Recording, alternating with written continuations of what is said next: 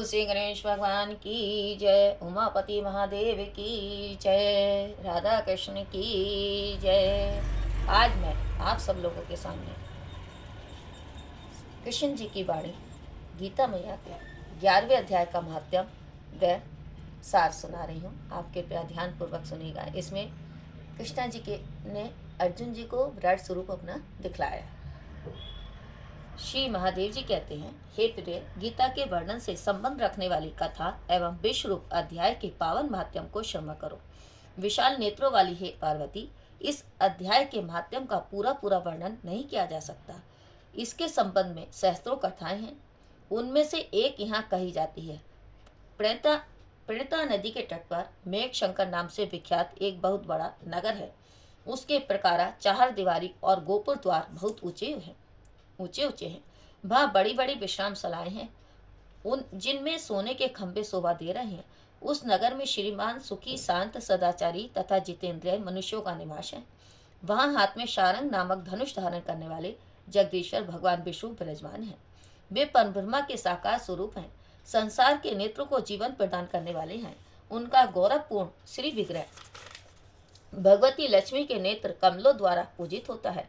भगवान की वह झांकी 52 अवतार की है। मेघ के समान उनका श्याम वर्ण तथा कोमल आकृति है। वक्ष स्थल पर श्रीवक्ष का चिन्ह शोभा पाता है। वे कमल और बनमाला से विभूषित हैं। उनके प्रकार अनेक प्रकार के आभूषणों से सुशोभित हो भगवान वामन रतन युक्त समुद्र के सदृश जान पड़ते हैं।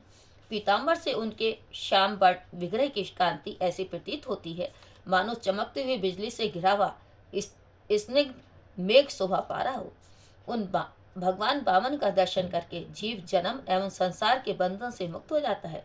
उस नगर में मेघला नामक महान तीर्थ है, जिसमें स्नान करके मनुष्य शाश्वत वैकुंठ धाम को प्राप्त होता है। वहाँ जगत के स्वामी करुणा सागर भगवान नरसिंह का दर्शन करने से मनुष्य 7 जन्मों के किए हुए घोर पाप से छुटकारा पा जाता है। जो मनुष्य मेघला में गणेश जी का दर्शन करता है, वह सदा दुस्तर विघ्नों के भी पार हो जाता है। उसी मेघ शंकर नगर में कोई श्रेष्ठ ब्राह्मण थे, जो ब्रह्मचार्य परायण, ममता और अहंकार से रहित, वेद शास्त्रों में प्रवीण, जितेंद्रिय तथा भगवान वासुदेव के शरणागत थे। उनका नाम सुनंद था। हे प्रिय, वे सारंग धनुष धारण करने वाले भगवान के पास गीता के 11वें अध्याय विश्व रूप दर्शन योग का पाठ किया करते थे। उस अध्याय के प्रभाव से उन्हें ब्रह्म ज्ञान की प्राप्ति हो गई थी। पर परमानंद संदेहों से पूर्ण उत्तम ज्ञान में समाधि के द्वारा इंद्रियों के अंतर्मुख हो जाने के कारण वे निश्चल स्थिति को प्राप्त हो गए थे और सदा जीवन मुक्त योगी की स्थिति में रहते थे। एक समय जब बृहस्पति सिंह राशि पर स्थित महायोगी सुनंद ने गोदावरी तीर्थ की यात्रा आरंभ की। वे क्रमशः ब्रज तीर्थ, तारा तीर्थ, कपिला संगम, अष्ट तीर्थ, कपिला द्वार, नरसिंह वन, अंबिकापुरी तथा कर स्थानपुर आदि क्षेत्रों में स्नान और दर्शन करते हुए विवाह मंडप नामक नगर में आए। वहां उन्होंने प्रत्येक घर में जाकर अपने ठहरने के लिए स्थान मांगा, परंतु कहीं भी उन्हें स्थान नहीं मिला। अंत में गांव के मुखिया ने उन्हें एक बहुत बड़ी धर्मशाला दिखा दी। ब्राह्मण ने साथियों सहित उसके भीतर जाकर रात में निवास किया। सवेरा होने पर उन्होंने अपने को तो धर्मशाला से बाहर पाया, किंतु उनके और साथी नहीं दिखाई दिए। वे उन्हें खोजने के लिए चले। इतने में ही ग्रामपाल मुखिया से उनकी भेंट हो गई। ग्रामपाल ने कहा, हे मुनिश्रेष्ठ, तुम सब प्रकार से दीर्घायु जान पड़ते हो। सौभाग्यशाली तथा पुण्यवान पुरुषों में तुम सबसे पवित्र हो। तुम्हारे भीतर कोई लोकोत्तर प्रभाव विद्यमान है। तुम्हारे साथी कहाँ गए और कैसे इस भवन से बाहर हुए, इसका पता लगाओ। मैं तुम्हारे सामने इतना ही कहता हूँ कि तुम्हारे जैसा तपस्वी मुझे दूसरा कोई नहीं दिखाई देता। हे विप्रवर, तुम्हें किस महामंत्र का ज्ञान है, किस विद्या का आश्रय लेते हो तथा किस देवता की दया से तुम्हें अलौकिक शक्ति आ गई है। हे भगवान, कृपा करके इस गांव में रहो, मैं तुम्हारी सब सेवा सुरक्षा करूंगा। यो कहकर ग्रामपाल ने मुनीश्वर सुनंद को अपने गांव में ठहरा लिया। वह दिन रात बड़ी भक्ति से उनकी सेवा टहल करने लगा। जब 7-8 दिन बीत गए, तब एक दिन प्रातःकाल आकर वह बहुत दुखी हो महात्मा के सामने रोने लगा और बोला, हाय, आज रात में राक्षस ने मुझ भाग्यहीन के बेटे को चबा लिया। मेरा पुत्र बड़ा ही गुणवान और भक्तिमान था। ग्रामपाल के इस प्रकार कहने पर योगी सुनंद ने पूछा, कहाँ है वह राक्षस और किस प्रकार तुम्हारे पुत्र का भक्षण किया है? ग्रामपाल बोला, हे ब्राह्मण, इस नगर में एक बड़ा भयंकर नरभक्षी राक्षस रहता है। वह प्रतिदिन आकर इस नगर के मनुष्यों को खा लिया करता था। तब एक दिन समस्त नगरवासियों ने मिलकर उससे प्रार्थना की कि हे राक्षस, तुम हम सब लोगों की रक्षा करो, हम तुम्हारे लिए भोजन की व्यवस्था किए देते हैं। यहाँ बाहर के जो पथिक रात में आकर नींद लेने के लगे उनको चबा खा जाना। इस प्रकार नागरिक मनुष्यों ने गांव के मुझ मुखिया द्वारा इस धर्मशाला में भेजे हुए पथितों को ही राक्षस का आहार निश्चित किया। अपने प्राणों की रक्षा के लिए ही उन्हें ऐसा करना पड़ा। तुम भी अन्य राहगीरों के साथ इस घर में आकर सोए थे, किंतु राक्षस ने उन सबको तो खा लिया, केवल तुम्हें छोड़ दिया। हे दुर्योधन, तुम में ऐसा क्या प्रभाव है, इस बात को तुम ही जानते हो। इस समय मेरे पुत्र का एक मित्र आया था, किंतु मैं उसे पहचान न सका। वह मेरे पुत्र को तो बहुत ही प्रिय था, किंतु अन्य राहगीरों के साथ उसे भी मैंने उसी धर्मशाला में भेज दिया। मेरे पुत्र ने जब सुना कि मेरा मित्र भी उसमें प्रवेश कर गया है, तब वह उसे वहां से ले आने के लिए गया, परंतु राक्षस ने उसे भी खा लिया।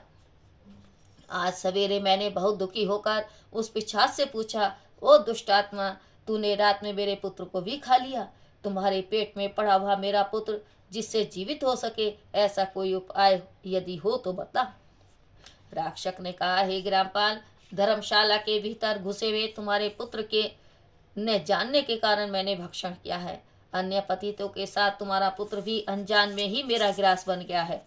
वह मेरे उदर में जिस प्रकार जीवित और रक्षित रह सकता है, वह उपाय स्वयं विधाता ने ही कर दिया है। जो ब्राह्मण सदा गीता के 11वें अध्याय का पाठ करता हो, उसके प्रभाव से मेरी मुक्ति होगी और मरे हुए को पुनः जीवन प्राप्त होगा। यहाँ कोई ब्राह्मण रहते हैं जिनको मैंने एक दिन धर्मशाला से बाहर कर दिया था। वे निरंतर गीता के 11वें अध्याय का जप किया करते हैं। इस अध्याय के मंत्र से 7 बार अभिमंत्रित करके यदि वे मेरे ऊपर जल का छींटा दें तो निसंदेह मेरा साप से उद्धार हो जाएगा। इस प्रकार उस राक्षस का संदेश पाकर मैं तुम्हारे निकट आया हूँ। ब्राह्मण ने पूछा, हे ग्रामपाल, जो रात में सोए हुए मनुष्यों को खाता है, वह प्राणी किस पाप से राक्षस हुआ है? ग्रामपाल बोला, हे ब्राह्मण, पहले इस गांव में कोई किसान ब्राह्मण रहता था। एक दिन वह अगहनी के खेत की क्यारियों की रक्षा करने में लगा था। वहां से थोड़ी ही दूर पर एक बहुत बड़ा गिद्ध किसी राही को मारकर खा रहा था। उसी समय एक तपस्वी कहीं से आ निकले, जो उस राही को बचाने के लिए दूर से ही दया दिखाते हुए आ रहे थे। गिद्ध उस राही को खाकर आकाश में उड़ गया। तब तपस्वी ने कुपित होकर उस किसान से कहा, ओ दुष्ट हलवाई, तुझे धिक्कार है, तू बड़ा ही कठोर और निर्दयी है। दूसरे की रक्षा से मुंह मोड़कर केवल पेट पालने में के धंधे में लगा है, तेरा जीवन नष्ट प्राय है। अरे, जो चोर, दाढ़ वाले जीव, सर्प, शत्रु, अग्नि, विष, जल, गिद्ध, राक्षस, भूत तथा वेताल आदि के द्वारा घायल हुए मनुष्यों की शक्ति होते हुए भी उपेक्षा करता है, वह उनके वध का फल पाता है। जो शक्तिशाली होकर भी चोर आदि के चुंगल में फंसे हुए ब्राह्मण को छुड़ाने की चेष्टा नहीं करता, वह घोर नरक में पड़ता और पुनः भेड़िए की योनि में जन्म लेता है। जो वन में मारे जाते हुए तथा ग्रंथ और व्याघ्र की दृष्टि में पड़े हुए जीव की रक्षा के लिए छोड़ो छोड़ो की पुकार भी करता है, वह परम गति को प्राप्त होता है। जो मनुष्य गौओं की रक्षा के लिए व्याघ्र, भील तथा दुष्ट राजाओं के हाथों से मारे जाते हैं, वे भगवान विष्णु के उस परम पद को प्राप्त होते हैं, जो योगियों के लिए भी दुर्लभ है। सहस्त्र अश्वमेघ और 100 वाजपेयी यज्ञ मिलकर शरणागत रक्षक की 16वीं कला के बराबर भी नहीं हो सकते। दीन तथा भयभीत जीव की उपेक्षा करने से पुण्यवान पुरुष भी समय आने पर कुंभिक पाक नामक नरक में पकाया जाता है। तूने दुष्ट गिद्ध के द्वारा खाए जाते हुए राही को देखकर उसे बचाने में समर्थ होते हुए भी उसकी रक्षा नहीं की, इससे तू निर्दयी जान पड़ता है, अतः तू राक्षस हो जा। हलवाहा बोला, हे महात्मान, मैं यहाँ उपस्थित अवश्य था, किंतु मेरे नेत्र बहुत देर से खेत की रक्षा में लगे थे, अतः पास होने पर भी गिद्ध के द्वारा मारे जाते हुए इस मनुष्य को मैं नहीं जान सका, अतः मुझ दीन पर आपको अनुग्रह करना चाहिए। तपस्वी ब्राह्मण ने कहा, जो प्रतिदिन गीता के 11वें अध्याय का जप करता है, उस मनुष्य के द्वारा अभिमंत्रित जल जब तुम्हारे मस्तक पर पड़ेगा, उस समय तुम्हें शाप से छुटकारा मिल जाएगा। यह कहकर तपस्वी ब्राह्मण चले गए और वह हलवाया राक्षक हो गया। अतः द्विश्रेष्ठ, तुम चलो और 11वें अध्याय के तीर्थ के जल को अभिमंत्रित करो, फिर अपने ही हाथ से उस राक्षक के मस्तक पर उसे छिड़क दो। ग्रामपाल की यह सारी प्रार्थना सुनकर ब्राह्मण का हृदय करुणा से भर आया। वे बहुत अच्छा कहकर उसके साथ राक्षक के निकट गए। वे ब्रह्म योगी थे। उन्होंने विश्वरूप दर्शन नामक 11वें अध्याय से जल अभिमंत्रित करके उस राक्षक के मस्तक पर डाला। गीता के 11वें अध्याय के प्रभाव से वह शाप से मुक्त हो गया। उसने राक्षक देह का परित्याग करके चतुर्भुज रूप धारण कर लिया तथा उसने जिन सहस्त्रों पथिकों का भक्षण किया था, वे भी शंख चक्र एवं गदा धारण किए चतुर्भुज रूप हो गए। तत्पश्चात वे सभी विमान पर आरूढ़ हुए। इतने में ही ग्रामपाल ने राक्षस से कहा, हे निशाचर, मेरा पुत्र कौन है, उसे दिखलाओ। उसके यो कहने पर दिव्य बुद्धि वाले राक्षस ने कहा, ये जो तमाल के समान श्याम 4 भुजाधारी माणिक्य में मुकुट से सुशोभित एवं दिव्य मणियों के बने हुए कुंडलों से अलंकृत है, हार पहनने के कारण जिनके कंधे मनोहर प्रतीक होते हैं, जो सोने के भुजबंतों से विभूषित कमल के समान नेत्र वाले स्निग्ध रूप तथा हाथ में कमल लिए हुए हैं और दिव्य विमान पर बैठकर देवदत्त को प्राप्त हो चुके हैं, इन्हीं को अपना पुत्र समझो। यह सुनकर ग्रामपाल ने उसी रूप में अपने पुत्र को देखा और उसे अपने घर ले जाना चाहा। यह देखकर उसका पुत्र हंस पड़ा और इस प्रकार कहने लगा। पुत्र बोला, ग्रामपाल, कई बार तुम भी मेरे पुत्र हो चुके हो। पहले मैं तुम्हारा पुत्र था, किंतु अब देवता हो गया हूँ। इन ब्राह्मण देवता के पश्चात से वैकुंठ धाम को जाऊंगा। देखो, यह निशाचर भी चतुर्भुज रूप को प्राप्त हो गया है। 11वें अध्याय के माध्यम से यह सब लोगों के साथ श्री विष्णु धाम को जा रहा है। अतः तुम भी इन ब्राह्मण देव से गीता के 11वें अध्याय का अध्ययन करो और निरंतर उसका जप करते रहो। इसमें संदेह नहीं है कि तुम्हारी भी ऐसी ही उत्तम गति होगी। हे तात, मनुष्यों के लिए साधु पुरुषों का संग सर्वदा दुर्लभ है, वह भी इस समय तुम्हें प्राप्त है। अतः अपना अभिष्ट सिद्ध करो। धन, भोग, दान, यज्ञ, तपस्या और पूर्व कर्मों से क्या लेना। विश्व रूपाध्याय के पाठ से ही परम कल्याण की प्राप्ति हो जाती है। पूर्वानंद संधो स्वरूप श्री कृष्ण नामक ब्रह्म के मुख से कुरुक्षेत्र में अपने मित्र अर्जुन के प्रति जो अमृत में उपदेश निकला था, वही श्री विष्णु का परम तात्विक रूप है। तुम उसी का चिंतन करो। वह मोक्ष के लिए प्रसिद्ध रसायन है। संसार भय से डरे हुए मनुष्यों की आदि व्याधि का विनाशक तथा अनेक जन के दुखों का नाश करने वाला है। मैं उसके सिवा दूसरे किसी साधन को ऐसा नहीं देखता, अतः उसी का अभ्यास करो।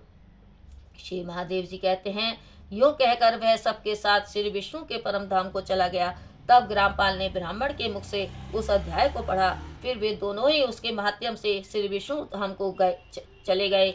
हे पार्वती, इस प्रकार तुम्हें 11वें अध्याय की माध्यम कथा सुनाई। इसके श्रवण मात्र से महान पातकों का नाश हो जाता है। बोल श्री कृष्ण भगवान की जय। ओम श्री परमात्मे नमः। ओम श्री परमात्मे नमः। ओम श्री परमात्मे नमः। ओम श्री परमात्मे नमः। ओम श्री परमात्मे नमः। गीता के अध्याय का सार, 11वें अध्याय का सार। इस प्रकार भगवान के वचन सुनकर अर्जुन बोले, हे भगवान, मेरे पर अनुग्रह करने के लिए परम गोपनीय अध्यात्म विषयक वचन अर्थात उपदेश आपके द्वारा जो कहा गया है, उससे मेरा यह अज्ञान नष्ट हो गया है। क्योंकि हे कमल नेत्र, मैंने भूतों की उत्पत्ति और प्रलय आपसे विस्तार पूर्वक सुने हैं तथा आपका अविनाशी प्रभाव भी सुना है। हे परमेश्वर, आप अपने को जैसा कहते हो यह ठीक ऐसा ही है, परंतु हे पुरुषोत्तम, आपके ज्ञान, ऐश्वर्य, शक्ति, बल, वीर्य और तेजयुक्त रूप को प्रत्यक्ष देखना चाहता हूँ। इसलिए हे प्रभु, मेरे द्वारा वह आपका रूप देखा जाना शक्य है। ऐसा यदि मानते हैं तो हे योगेश्वर, आप अपने अविनाशी स्वरूप का मुझे दर्शन कराइए। इस प्रकार अर्जुन के प्रार्थना करने पर श्री कृष्ण भगवान बोले, हे पार्थ, मेरे सैकड़ों और हजारों नाना प्रकार के और नाना वर्ण तथा आकृति वाले अलौकिक रूपों को देख। हे भरतवर्षी अर्जुन, मेरे में अतिथियों को अर्थात अदिति के 12 पुत्रों को, 8 वसुओं को, 11 रुद्रों को तथा दोनों अश्वनी कुमारों को और 49 मरुद्रों को देख तथा और भी बहुत से पहले न देखे हुए आश्रम रूपों को देख। हे गुणाकेश, हे गुणाकेश, अब इस मेरे शरीर में एक जगह स्थित हुए चराचर सहित संपूर्ण जगत को देख तथा और भी जो कुछ देखना चाहता है उसको देख, परंतु मेरे को इन अपने प्राकृत नेत्रों द्वारा देखने को निसंदेह समर्थ नहीं है। इसी से मैं तेरे लिए दिव्य अर्थात अलौकिक चक्षु देता हूँ, इससे तू मेरे प्रभाव को और योग शक्ति को देख। संजय बोले, हे राजन, महायोगेश्वर और सब पापों के नाश करने वाले भगवान ने इस प्रकार कहकर उसके उपरांत अर्जुन के लिए परम ऐश्वर्य युक्त दिव्य स्वरूप दिखाया। उस अनेक मुख और नेत्रों से युक्त तथा अनेक अद्भुत दर्शनों वाले एवं बहुत से दिव्य भूषणों से युक्त और बहुत से दिव्य शास्त्रों को हाथों में उठाए हुए तथा दिव्य माला और वस्त्रों को धारण किए हुए और दिव्य गंध का अनुलेपन किए हुए एवं सब प्रकार के आश्रयों से युक्त सीमा रहित विराट स्वरूप परम देव परमेश्वर को अर्जुन ने देखा। हे राजन, आकाश में हजारों सूर्यों का एक साथ उदय होने से उत्पन्न हुआ जो प्रकाश होवे, वह भी उस विश्वरूप परमात्मा के प्रकाश के सदृश कदाचित ही होवे। ऐसे आश्रमय रूप को देखते हुए पांडु पुत्र अर्जुन ने उस काल में अनेक प्रकार से विभक्त हुए अर्थात पृथक पृथक हुए संपूर्ण जगत को उस देवों के देव श्री कृष्ण भगवान के शरीर में एक जगह स्थित देखा। उसके अंतर वह आश्रय से युक्त हुआ हर्षित रोमों वाला अर्जुन विश्वरूप परमात्मा को श्रद्धा भक्ति सहित सिर से प्रणाम करके हाथ जोड़े हुए बोला, हे देव, आपके शरीर में संपूर्ण देवों को तथा अनेकों भूतों के समुदायों को और कमल के आसन में बैठे हुए ब्रह्म को और महादेव को और संपूर्ण ऋषियों को तथा दिव्य सर्पों को देखता हूँ। हे संपूर्ण विश्व के स्वामी, आपको अनेक हाथ, पेट, मुख और नेत्रों से युक्त तथा सब ओर से अनंत रूप वाला देखता हूँ। हे विश्वरूप, आपके न तो अंत को देखता हूँ और न मध्य को और न ही आदि को देखता हूँ। हे विश्व, आपको मैं मुकुट युक्त, गदा युक्त और चक्र युक्त तथा सब ओर से प्रकाशमान तेज का पुंज, अग्नि और सूर्य के सदृश ज्योति युक्त देखने में अति गहन और अप्रमेय स्वरूप को सब ओर से देखता हूँ। इसलिए हे भगवान, आप ही जानने योग्य परम अक्षर हैं अर्थात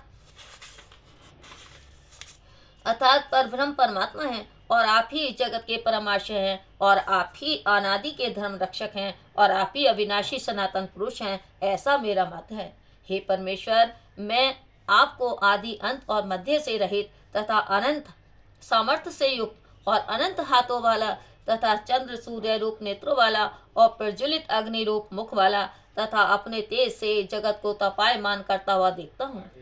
हे महात्मन, यह स्वर्ग और पृथ्वी के बीच का संपूर्ण आकाश तथा सब दिशाएं एक आपसे ही परिपूर्ण हैं तथा आपके इस अलौकिक और भयंकर रूप को देखकर तीनों लोग अति व्यथा को प्राप्त हो रहे हैं। हे गोविंद, वे सब देवताओं के समूह आप में ही प्रवेश करते हैं और कई एक भयभीत होकर हाथ जोड़े हुए आपके नाम और गुणों का उच्चारण करते हैं तथा महर्षियों और सिद्धों के समुदाय कल्याण होवे ऐसा कहकर उत्तम उत्तम स्रोतों को द्वारा आपकी स्तुति करते हैं, स्रोतों द्वारा आपकी स्तुति करते हैं। हे परमेश्वर, जो 11 रुद्र और 12 आदित्य तथा 8 वसु और साध्य गण, विश्वेश देव तथा अश्वनी कुमार और मरुद गण और पितरों का समुदाय तथा गंधर्व, यक्ष, राक्षक और सिद्ध गणों के समुदाय हैं, वे सभी विस्मित हुए आपको देखते हैं। हे महाभावों, आपके बहुत मुख और नेत्रों वाले तथा बहुत हाथ, जंघा और पैरों वाले और बहुत रुओं वाले तथा बहुत सी विकराल दाढ़ों वाले महान रूप को देखकर सब लोग व्याकुल हो रहे हैं तथा मैं भी व्याकुल हो रहा हूँ, क्योंकि हे विष्णु, आकाश के साथ स्पर्श किए हुए दैदीप्यमान अनेक रूपों से युक्त तथा फैलाए हुए मुख और प्रकाशमान विशाल नेत्रों से युक्त आपको देखकर भयभीत अंतःकरण वाला मैं धीरज और शांति को नहीं प्राप्त होता हूँ। हे भगवान, आपके विकराल दाढ़ों वाले और प्रलय काल की अग्नि के समान प्रज्वलित मुखों को देखकर दिशाओं को भी नहीं जानता हूँ और सुख को भी नहीं प्राप्त होता हूँ। इसलिए हे देवेश, हे जगनिवास, आप प्रसन्न हो। मैं देखता हूँ कि वे सभी धृतराष्ट्र के पुत्र राजाओं के समुदाय सहित आप में प्रवेश करते हैं और भीष्म पितामह द्रोणाचार्य तथा वह कर्ण और हमारे पक्ष के भी प्रधान योद्धाओं के सहित वे सबके सब वेग युक्त हुए आपके विकराल दाढ़ों वाले भयानक मुखों में प्रवेश करते हैं और कई एक चूर्ण हुए सिरों सहित आपके दांतों के बीच में लगे हुए दिखते हैं। हे विश्वमूर्ते, जैसे नदियों के बहुत से जल के प्रवाह समुद्र से के ही समुख दौड़ते हैं अर्थात समुद्र में प्रवेश करते हैं, वैसे ही वे सूरवीर मनुष्यों के समुदाय भी आपके प्रज्वलित हुए मुखों में प्रवेश करते हैं। अथवा जैसे पतंग मोह के वश होकर नष्ट होने के लिए प्रज्वलित अग्नि में अति वेग से युक्त हुए प्रवेश करते हैं, वैसे ही यह सब लोग भी अपने नाश के लिए आपके मुखों में अति वेग से युक्त हुए प्रवेश करते हैं और आप इन संपूर्ण लोगों को प्रज्वलित मुखों द्वारा ग्रसन करते हुए सब ओर से चाट रहे हैं। हे विष्णु, आपका उग्र प्रकाश संपूर्ण जगत को तेज के द्वारा परिपूर्ण करके तापायमान करता है। हे भगवान, कृपा करके मेरे प्रति कहिए कि आप उग्र रूप वाले कौन हैं। हे देवों में श्रेष्ठ, आपको नमस्कार होवे, आप प्रसन्न होइए। आदि स्वरूप आपको मैं तत् से जानना चाहता हूँ, क्योंकि आपकी प्रवृत्ति को मैं नहीं जानता। इस प्रकार अर्जुन के पूछने पर श्री कृष्ण भगवान बोले, हे अर्जुन, मैं लोगों का नाश करने वाला बड़ा हुआ महाकाल हूँ। इस समय इन लोगों को नष्ट करने के लिए ही प्रवृत्त हुआ हूँ। इसलिए जो प्रतिपक्षियों की सेना में स्थित हुए योद्धा लोग हैं, वे सब तेरे बिना भी नहीं रहेंगे, अर्थात तेरे युद्ध न करने पर भी इन सब का नाश हो जाएगा। इससे तू खड़ा हो और यश को प्राप्त कर तथा शत्रुओं को जीत कर धन धान्य से संपन्न राज्य को भोग। और यह सब सूरवीर पहले से ही मेरे द्वारा मारे हुए हैं। हे सैव्य साचिन, तू तो केवल निमित्त मात्र ही हो जा तथा इन द्रोणाचार्य और भीष्म पितामह तथा जयद्रथ और कर्ण तथा और भी बहुत से मेरे द्वारा मारे हुए सूरवीर योद्धाओं को तू मार और भय मत कर। निसंदेह तू युद्ध में बैरियों को जीतेगा, इसीलिए युद्ध कर। इसके उपरांत संजय बोले कि हे राजन, केशव भगवान के इस वचन को सुनकर मुकुटधारी अर्जुन हाथ जोड़े हुए कांपता हुआ नमस्कार करके फिर भी भयभीत हुआ प्रणाम करके भगवान श्री कृष्ण के प्रति गदगद वाणी से बोले, हे अंतर्यामी, यह योग्य ही है कि जो आपके नाम और प्रभाव के कीर्तन से जगत अति हर्षित होता है और अनुराग को भी प्राप्त होता है तथा भयभीत हुए राक्षस लोग दिशाओं में भागते हैं और सब सिद्धिगणों के समुदाय नमस्कार करते हैं। हे महात्मान, ब्रह्मा के भी आदि करता और सबसे बड़े आपके लिए वे कैसे नमस्कार नहीं करें, क्योंकि हे अनंत, हे देवेश, हे जगनिवास, जो सत असत और उनसे परे अक्षर अर्थात सैदानंद घन ब्रह्म है, वह आप ही हैं। हे प्रभु, आप आदिदेव और सनातन पुरुष हैं। आप इस जगत के परमाशय और जानने वाले तथा जानने योग्य और परम धाम हैं। हे अनंत रूप, आपसे यह सब जगत व्याप्त अर्थात परिपूर्ण है। हे हरे, आप वायु, यमराज, अग्नि, वरुण, चंद्रमा तथा प्रजा के स्वामी ब्रह्म और ब्रह्मा के भी पिता हैं। आपके लिए हजारों बार नमस्कार होवे, आपके लिए फिर भी बारंबार नमस्कार होवे। हे अनंत सामर्थ्य वाले, आपके लिए आगे से और पीछे से भी नमस्कार होवे।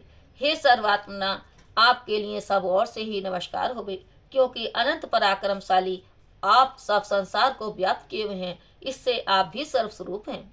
हे परमेश्वर सखा, ऐसे मानकर आपके इस प्रभाव को न जानते हुए मेरे द्वारा प्रेम से अथवा प्रमाद से भी हे कृष्ण, हे यादव, हे सखे, इस प्रकार जो कुछ हठपूर्वक कहा गया है, हे अच्युत, जो आप हंसी के लिए विहार, सैया, आसन और भोजनादिकों में अकेले अथवा उन सखाओं के सामने भी अपमानित किए गए हैं, उन सब अपराध अप्रमेय स्वरूप अर्थात अचिंत्य प्रभाव वाले आपसे मैं क्षमा करवाता हूँ। हे विश्वेश्वर, आप इस चराचर जगत के पिता और गुरु से भी बड़े गुरु एवं अति पूजनीय हैं। हे अतिशय प्रभाव वाले, तीनों लोकों में आपके समान भी दूसरा कोई नहीं है, फिर अधिक कैसे होवे। इससे हे प्रभु, मैं शरीर को अच्छी प्रकार चरणों में रखे और प्रणाम करके स्तुति करने योग्य आप ईश्वर को प्रसन्न होने के लिए प्रार्थना करता हूँ। हे देव, पिता जैसे पुत्र के, सखा जैसे सखा के, पति जैसे प्रिय स्त्री के, वैसे ही आप भी मेरे अपराध को सहन करने के लिए योग्य हैं। हे विश्वमूर्ते, मैं पहले न देखे हुए आश्चर्य में आपके इस रूप को देखकर हर्षित हो रहा हूँ और मेरा मन भय से अति व्याकुल हो रहा है। इसलिए हे देव, आप उस अपने चतुर्भुज रूप को ही मेरे लिए दिखाइए। हे देवेश, हे जगनिवास, प्रसन्न होइए। हे विष्णु, मैं वैसे ही आपको मुकुट धारण किए हुए तथा गदा और चक्र हाथ में लिए हुए देखना चाहता हूँ। इसलिए हे विश्वरूप, हे शस्त्रभाव, आप इस ही चतुर्भुज रूप से युक्त होइए। इस प्रकार अर्जुन की प्रार्थना को सुनकर श्री कृष्ण भगवान बोले, हे अर्जुन, अनुग्रह पूर्वक मैंने अपनी योग शक्ति के प्रभाव से यह मेरा परम तेजोमय, सबका आदि और सीमा रहित विराट रूप तेरे को दिखाया है, जो कि तेरे सिवा दूसरे से पहले नहीं देखा गया। हे अर्जुन, मनुष्य लोक में इस प्रकार विश्व रूप वाला मैं न वेद और योगों के अध्ययन से तथा न दान से और न क्रियाओं से और न उग्र तपो से ही तेरे सिवा दूसरे से देखा जाने को शक्य हूँ। इस प्रकार के मेरे इस विकराल रूप को देखकर तेरे को व्याकुलता न होवे और मूढ़ भाव भी न होवे और भय रहित प्रीतियुक्त मन वाला तू उस ही मेरे इस शंख चक्र गदा पद्य रहित चतुर्भुज रूप को फिर देख। उसके उपरांत संजय बोले, हे राजन, वसुदेव भगवान ने अर्जुन के प्रति इस प्रकार कहकर फिर वैसे ही अपने चतुर्भुज रूप को दिखाया और फिर महात्मा कृष्ण ने सौम्य मूर्ति होकर इस भयभीत हुए अर्जुन को धीरज दिया। उसके उपरांत अर्जुन बोले, हे जनार्दन, आपके इस अति शांत मनुष्य रूप को देखकर मैं शांचित हुआ और अपने स्वभाव को प्राप्त हो गया हूँ। इस प्रकार अर्जुन के वचन को सुनकर श्री कृष्ण भगवान बोले, हे अर्जुन, मेरा यह चतुर्भुज रूप देखने को अति दुर्लभ है कि जिसको तुमने देखा है, क्योंकि देवता भी सदा इस रूप के दर्शन करने की इच्छा वाले हैं। हे अर्जुन, न वेदों से, न तप से, न दान से और न यज्ञ से इस प्रकार चतुर्भुज रूप वाला मैं देखा जाने को शक्य हूँ कि जैसे मेरे को तुमने देखा है। परंतु हे श्रेष्ठ तप वाले अर्जुन, अनन्य भक्ति करके तो इस प्रकार चतुर्भुज रूप वाला मैं प्रत्यक्ष देखने के लिए और तत्से जानने के लिए तथा प्रवेश करने के लिए अर्थात एकाकी भाव से प्राप्त होने के लिए ही भी शक्य हूँ। हे अर्जुन, जो पुरुष केवल मेरे ही लिए सब कुछ मेरा समझता हुआ यज्ञ, दान और तप आदि संपूर्ण कर्तव्य कर्मों को करने वाला है, वह मेरे परायण है, अर्थात मेरे को परम आश्रय और परम गति मानकर मेरी प्राप्ति के लिए तत्पर है तथा मेरा भक्त है, अर्थात मेरे नाम, गुण, प्रभाव और रहस्य के श्रवण, कीर्तन, मनन, ध्यान और पठन पाठन का प्रेम सहित निष्काम भाव से निरंतर अभ्यास करने वाला है और आसक्ति रहित है, अर्थात स्त्री, पुत्र और धन आदि संपूर्ण सांसारिक पदार्थों में इसने रहित है और संपूर्ण भूत प्राणियों में बैर भाव से रहित है। ऐसा वह अनन्य भक्ति वाला पुरुष मेरे को ही प्राप्त होता है। बोल श्री कृष्ण भगवान की जय। जय भगवत गीते, जय भगवत गीते, हरि कमल बिहार सुंदर सोपुनिते। जय भगवत गीते, कर्म सुमम प्रकाश निकामा शक्ति अरा, तत्व ज्ञान विकासिन विद्या ब्रह्म परा। जय भगवत गीते, निश्चल भक्ति विधान निर्मल मलहारी, शरण रहे शिवदायन सविद सुकारी। जय भगवत गीते, राग द्वेष विधारणी कारणी मोद सदा, भव हारणी तारणी परमानंद प्रदा। जय भगवत गीते, असुर भाव विनाशनी नाशनी तम रजनी, देवे सदगुण दायनी हरि रस का सजनी। जय भगवत गीते, समता त्यागी सिगावनी हरि मोह की वाणी, सगल शास्त्र के स्वामी श्रुतों की रानी। जय भगवत गीते, दया सुधा बर सामने मातो कृपा की जय, हरिपद प्रेम दान करे, हरिपद प्रेम दान करे, अपनों कर लीजिए। जय भगवत गीते, जय भगवत गीते। ओम गंगणपते नमः, ओम गंगणपते नमः। कपूर गौरम कर्णाकानम संसार सारम भुजेन्द्रहारम, सदा वसंतम हृदयारविंदे भवम भवानी सहितम नमामि।